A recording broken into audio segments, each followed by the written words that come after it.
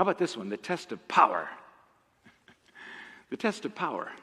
You know what the symbol, I'm going to give you the symbol early. You know what the symbol for the test of power is? A business card. And maybe the business card says administrator, or director, or vice president, or CEO, or power. We're surrounded by it, aren't we? You could list 30 people probably who are in some way influencing your life through the power that has rightfully been entrusted to them. Elected officials, police officers.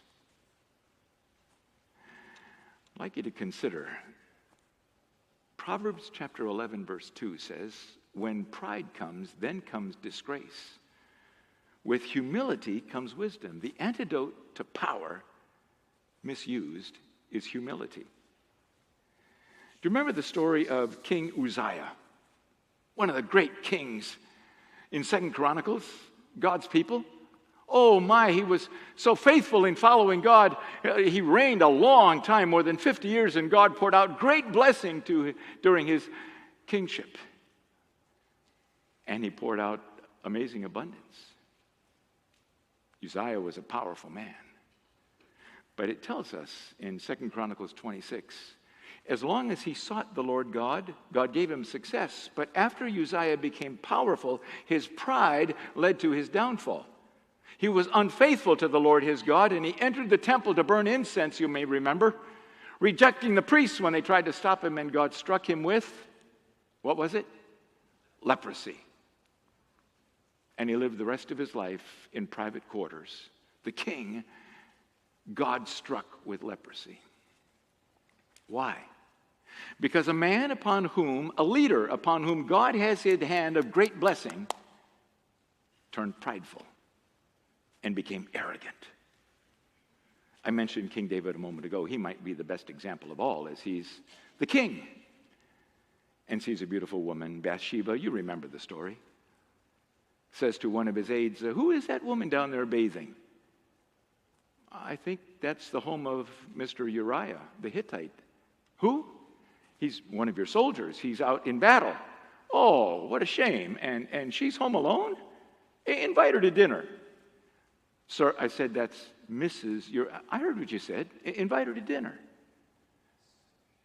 And it didn't end there, as you'll remember. And then, Mrs. Uriah the Hittite was pregnant with David's child. Have you ever thought about how long it was from that evening until Nathan finally confronted King David and he finally wrote Psalm 51? You ever thought about that? The baby had already been born. The child was at least several weeks, maybe months old. It's possible it was a full year from the time that he committed adultery with Bathsheba till finally that proud heart was willing to say, oh God, against you and you only have I sinned. Power. It's extremely dangerous because power almost always leads to pride. And pride is one of the ugliest things in the human race. Would you agree? Pride blinds the mind to clear thinking. Pride blinds the mind to relationships that should be protected instead of abused. What's on your business card? Does it evoke pride when you look under your name and there's this big fancy title?